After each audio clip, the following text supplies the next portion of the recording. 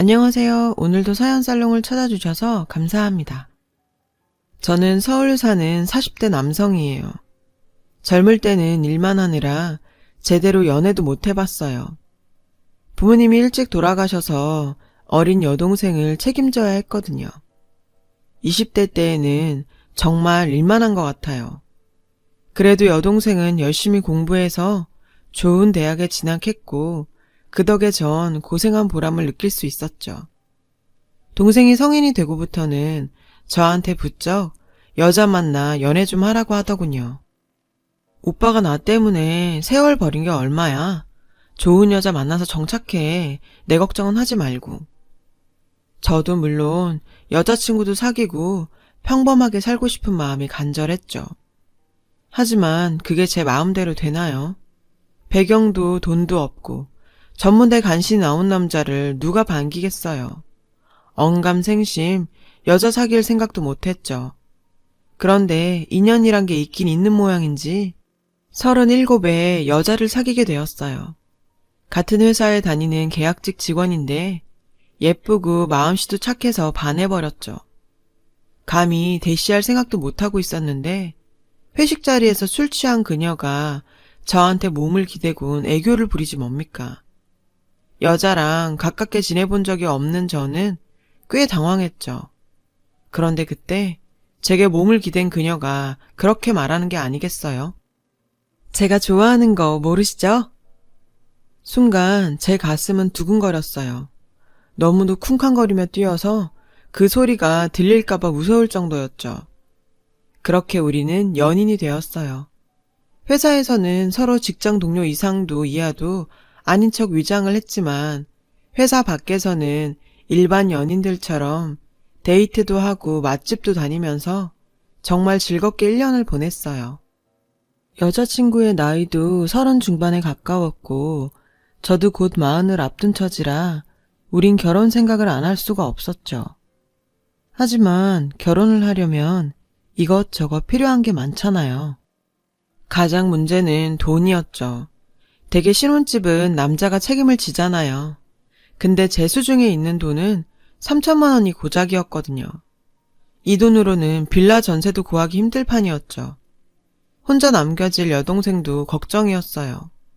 동생에게 슬그머니 이런 고민을 얘기했더니 자기는 원룸을 구해서 살면 되니까 자기랑 살던 집을 신혼집으로 쓰라더군요.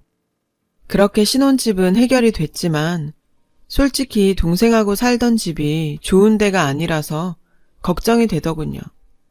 다세대 주택의 2층 집이었는데 여자친구가 좋아할 리 없는 집이었죠.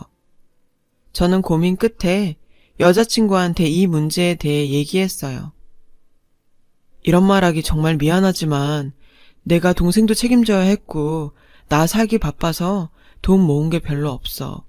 결혼하면 나랑 동생이 살던 집에 들어가서 살아야 하고 결혼도 호화롭게 할 수도 없고 말이야.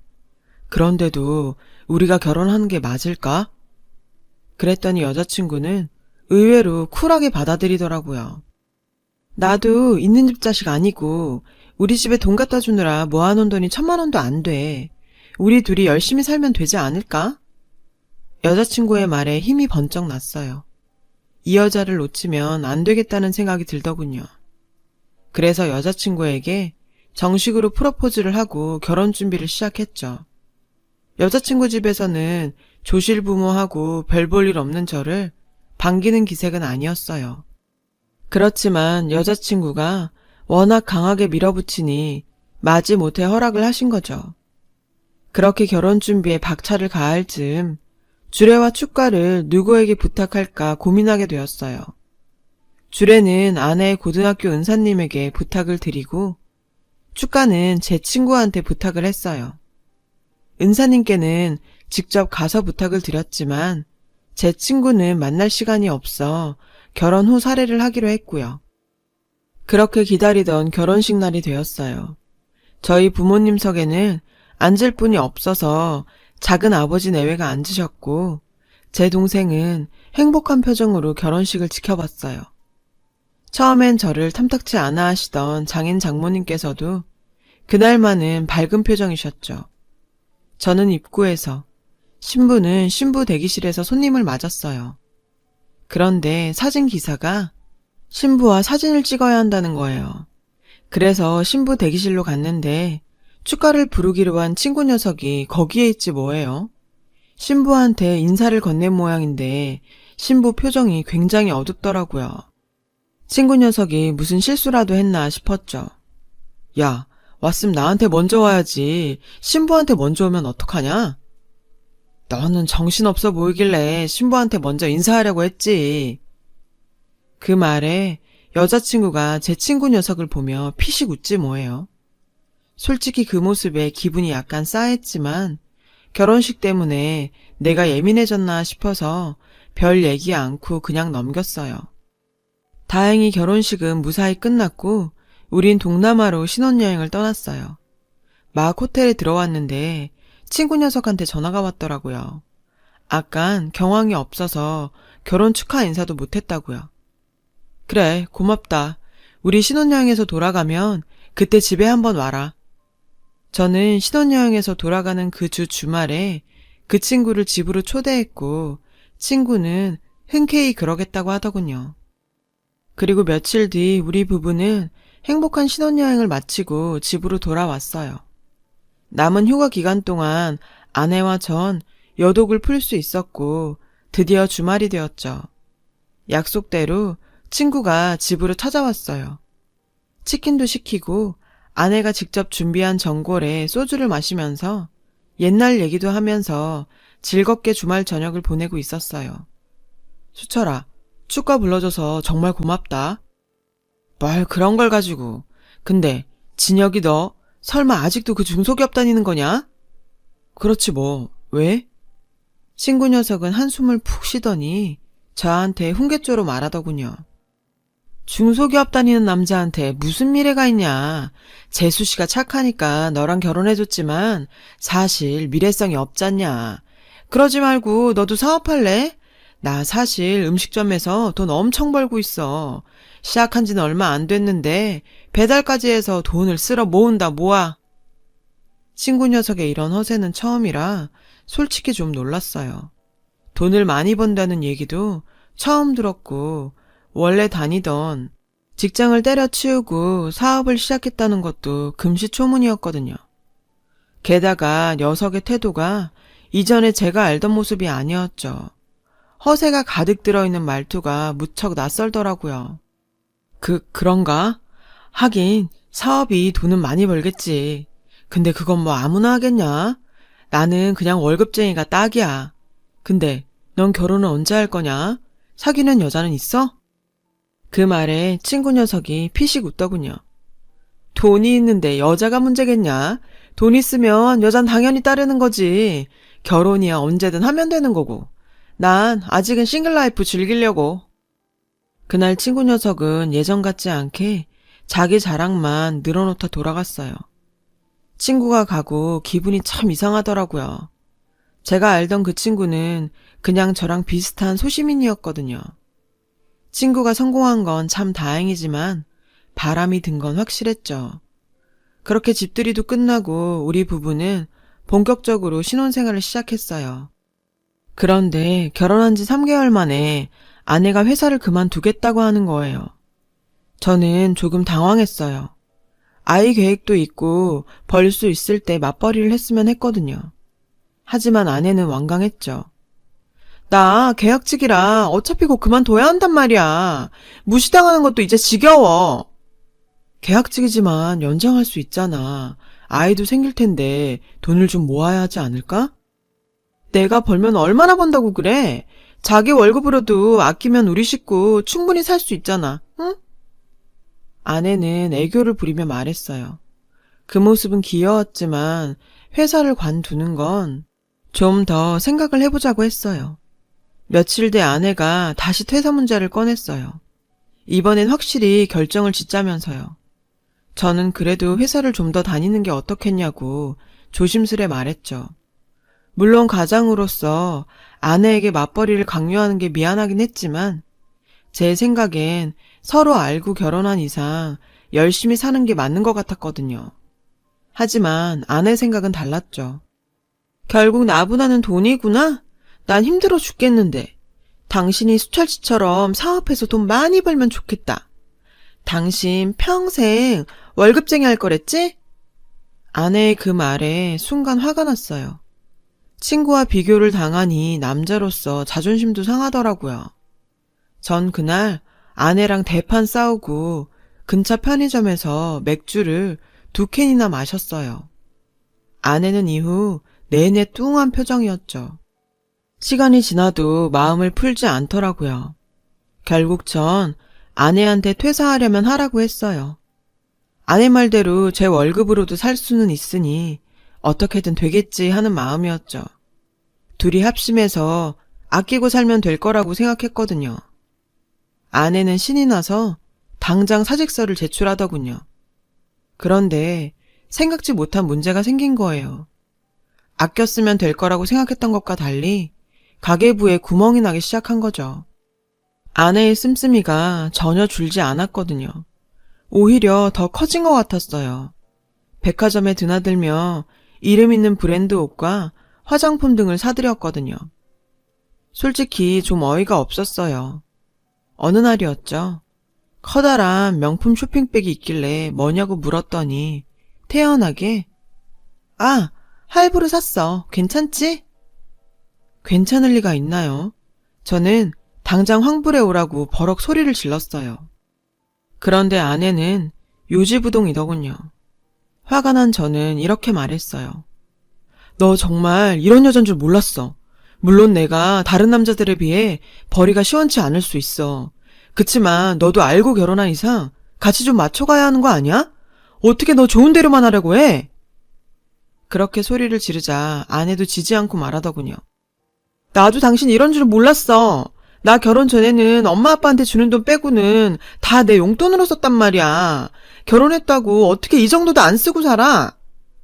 끝이 보이지 않는 싸움이었어요. 다시 생각해보니 제가 아내에 대해 너무 몰랐던 것 같기도 했죠. 심란했어요. 앞으로 살아갈 길도 막막했고요. 며칠 후 오랜만에 유부남인 친구로부터 만나자는 연락이 왔어요. 축가를 불러준 수철이와도 안면이 있는 친구여서 제가 수철이도 부르려고 문자를 했죠. 성호랑 만나서 술 한잔 할 건데 너도 올래? 나 그날 일이 있어서 안 되겠는데 너희들끼리 놀아라. 그런가 보다 하고 친구를 만났어요. 친구를 만나 술 한잔 하면서 허심탄회하게 고민 얘기도 했고요. 주로 아내에 대한 것이었죠. 친구는 유부남이라 그런지 제 마음을 100% 이해해 주더군요. 그러면서도 아내의 편을 들어줬어요. 여자들 그런 거 있다면서 결혼하면 친구들한테 남편 자랑하고 싶어서 괜히 명품도 사고 그런 거 잠시 잠깐 그러고 마는 거니까 이해해 주라고요. 친구 말을 듣고 보니 제가 아내에게 너무 심했나 싶기도 하더군요. 새벽까지 술을 먹고 집으로 돌아오는 길에 저는 아내에게 먼저 화해하자고 손을 내밀어야겠다 생각했어요. 그렇게 집에 도착해 계단을 올라갔어요. 계단 소리에 아내가 깰까봐 조심히요. 사실 아내한테 화가 났던 터라 밤새 술 먹다 회사로 바로 갈 거라고 말해놓은 상태였죠. 근데 생각해보니 아내한테 너무 모질게 대한 것 같더라고요. 그런 생각을 하며 조용히 문을 열고 들어갔는데 현관에 낯선 남자의 신발이 있지 뭡니까? 도대체 누구 신발인지는 알 수 없었지만 분명한 건 남자 신발이었고 이 집에 젊은 남자가 있다는 건 한 가지밖에 없었어요. 전 숨을 참고 발소리를 죽여 안방 쪽으로 걸어갔어요. 문을 열고 말 것도 없이 문은 살짝 열려져 있었습니다. 그 사이로 낯선 남자의 나체와 그 밑에 누워있는 제 아내를 볼 수 있었죠. 너무 놀라 소리를 지를 뻔했지만 꾹 참고 핸드폰 카메라를 켜서 사진을 찍었습니다. 셔터 소리가 났지만 그들의 신음소리가 너무도 커서 그 소리가 묻힐 정도였죠. 제 눈에선 피눈물이 흐르는 듯 했어요. 근데 진혁이는 우리가 사귀는 거 정말 몰라? 그 순간 귀가 번쩍 뜨였죠. 그 남자는 바로 제 축가를 불러준 친구였던 거예요. 몰라. 눈치 진짜 없거든. 오빠랑 나랑 사귀었던 건 생각도 못하지 당연히. 저는 가만히 둘의 대화를 듣고 있었어요. 둘은 신이 나서 깔깔거리면서 절 비웃고 있더군요. 나 그날 결혼식장에서 너 몇 년 만에 보고 얼마나 놀란 줄 알아? 네가 진혁이랑 결혼한다니 진짜 황당하더라. 잘 나가던 너도 별 수 없구나 했지. 나 별 볼 일 없다고 찰 땐 언제고. 그래서 이렇게 다시 만나는 거잖아. 이제 오빠 별 볼 일 있어졌으니까. 아, 짜증나. 하필 결혼식에서 볼 게 뭐야? 먼저 봤으면 오빠랑 결혼하는 건데. 전 더는 참을 수 없어서 문을 박차고 들어갔어요.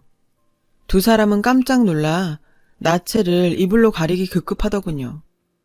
저는 친구라고 부르기도 싫은 허둥지둥하는 그 녀석을 몇 대 패서 쫓아내고 아내 앞에 섰어요. 아내는 간신히 잠옷을 걸치고는 눈물을 뚝뚝 흘리며 제 앞에 섰죠. 솔직히 더 들을 것도 없었지만 그래도 그동안의 일들을 말해보라고 했어요. 아내와 친구는 몇 년 전 잠깐 사귀던 사이였다고 하더군요. 제 아내 얼굴도 못 보고 결혼식 축가를 부르러 와서야 아내를 보게 된 거죠. 이후 친구는 신혼여행지까지 전화해서 아내를 놀라게 했고 제가 집에 초대를 하는 바람에 잠시 옛감정으로 흔들렸다는 게 아내의 변명이었어요. 그런데 얘기를 듣는 내내 전 아내에게서 묘하게 싸늘한 느낌을 받았어요. 얘기를 하면서도 저에게 미안한 마음은 별로 없어 보였거든요. 그럼 앞으로 어떻게 할 건데? 제가 이렇게 묻자 아내가 대답하더군요. 나 수철 오빠랑 다시 시작하고 싶어. 당신이랑 사는 거 힘들기도 하고. 사실 그 말은 제가 돈이 없어서 힘들다는 걸로 들렸습니다. 더 길게 가다간 저만 초라해질 것 같았어요. 그래서 전 피눈물 흘리는 심정으로 아내와 헤어지기로 했어요. 아내를 사랑하는 마음은 남아 있었지만 다른 사람을 마음에 두고 있는 아내를 붙잡을 수는 없었거든요. 그렇게 아내와 이혼하고 거의 1년 넘게 폐인처럼 지냈어요. 그런 제게 기운을 준 건 제 여동생이었죠. 대학을 졸업한 동생은 의전원 진학에 성공했다는 기쁜 소식을 전했어요. 여동생은 제게 와서 이렇게 말하더군요. 오빠, 그 여자는 이제 잊어버려. 내가 의사 돼서 오빠 호강시켜줄게. 이런 동생을 봐서라도 좌절해 있을 수는 없었어요. 죽을 힘을 다해 우울증을 떨치고 일어나 예전처럼 밝게 생활을 했어요. 다만 여자는 만나지 않았죠. 한 번 데인 상처가 너무 컸기 때문이었어요. 그렇게 세월이 흘렀습니다. 저는 저대로 열심히 일했고 동생은 의전원에 다니면서 공부해서 의사가 되었어요. 근데 의사 벌이가 다르긴 하더라고요. 페이닥터로 취직을 했는데 돈을 정말 많이 벌더라고요. 동생 덕분에 해외여행도 다니고 선물도 많이 받았어요. 키워준 은혜에 보답한다며 제가 여자를 데려오면 차랑 집을 해주겠다나요. 암튼 말이라도 고마웠죠. 그렇게 전 아내를 잊고 지낼 수 있었어요. 그러던 어느 날 동생과 백화점 쇼핑을 하고 나와 근처 음식점에 갔는데 익숙한 실루엣이 보이지 뭐예요. 서빙을 하는 종업원이 바로 전 아내였던 거죠. 깜짝 놀라 아내를 툭 쳤고 아내도 절 보자 깜짝 놀라더군요. 아내의 시선은 제 동생에게 향했어요. 마침 명품 가방이며 옷을 잔뜩 샀던지라 아내는 그걸 보고 깜짝 놀란 듯 했죠. 동생은 불쾌하다면서 아내가 있는 음식점을 나가버렸고 저는 아내를 붙잡아 얘기를 했어요. 여기서 일하는 거야? 아내는 전과 다르게 굉장히 초췌해 보였어요. 이내 눈을 반짝이며 동생에 대해 묻더군요. 좋은데 시집이라도 갔느냐며 호기심을 보였죠. 전 의전원에 가서 의사가 되었다고 말했어요. 순간 아내의 눈이 심하게 흔들리더군요. 평범한 줄 알았던 제 동생이 그렇게 출세했다니 놀란 기색이 역력했죠. 수철이랑 다시 만나는 거 아니었어? 건너 들어 그런 줄 알고 있었는데. 제가 이렇게 말하니 아내가 주저앉아 대성통곡하더군요. 엉엉 우는 아내의 모습에 주변 사람들이 쳐다보길래 창피하기도 하고 해서 근처 카페로 데리고 갔어요. 카페에 앉은 아내는 좀 진정을 하더니 저한테 그동안의 일을 털어놓더군요. 김수철 그 자식 나한테 완전 사기친 거야. 아내는 훌쩍이면서도 도끼를 품고는 친구에 대해 잔뜩 욕을 하더군요. 음식점에서 성공했다길래 당신 버리고 결혼했더니 성공은 무슨 완전 사기였어. 음식점은커녕 백수더라고. 끌고 다니던 좋은 차도 다 빚이었고 결혼 3달 만에 이혼했더니 부모님이 나 안 본 데서 쫓겨나서 여기서 일하는 거야. 자기야, 나 완전 사기당했어. 기가 막혔어요. 사람이 어쩜 그렇게 어리석을 수 있을까. 아내가 정말 한심하더군요. 그래도 하고 있는 꼴이 꼬질꼬질하고 사는 게 힘들어 보이길래 10만 원 쥐어주고 카페에서 나왔습니다. 그랬더니 따라 나와 울면서 매달리더군요. 여보 미안해. 우리 다시 시작하면 안 될까? 그 순간 제가 어떻게 이렇게 뻔뻔한 여자랑 살았나 싶더군요. 그렇게 나 버리고 가놓고 이제 와 다시 살자고? 내 동생 출세하니까 이제 와서 다시 살고 싶니? 너 그렇게 살지 마라. 이제라도 진실되게 네 힘으로 돈 벌어서 성실하게 살라고. 그렇게 퍼붓곤 아내를 뿌리치고 그 자리에서 빠져나왔어요. 전 아내는 뒤에서 오열하더군요. 한동안 안타까운 마음이 들긴 했지만 다시 시작할 생각은 전혀 없었어요. 동생은 학을 떼고 난리를 쳤고요. 저는 요새 평범하게 회사 다니면서 생활하고 있어요. 마음이 다쳐서 다시 연애를 할 수 있을까 했는데 다행히 여자친구도 생겼고요. 동생은 여전히 저한테 잘하고 뭐라도 더 해주려고 난리예요. 짧은 기간 동안 비록 여러 가지 아픈 일은 겪었지만 이 정도면 행복한 인생이 아닐까 싶네요. 살아왔었던 것처럼 그냥 무던히 제 할 일 잘 하면서 평범하게 행복하게 살고 싶습니다. 제 긴 사연 들어주셔서 고맙습니다. 건강하세요. 여러분, 사연 댓글에 응원과 현명한 조언 부탁드려요. 좋아요와 구독은 저에게 큰 힘이 됩니다. 오늘도 좋은 일 가득하세요.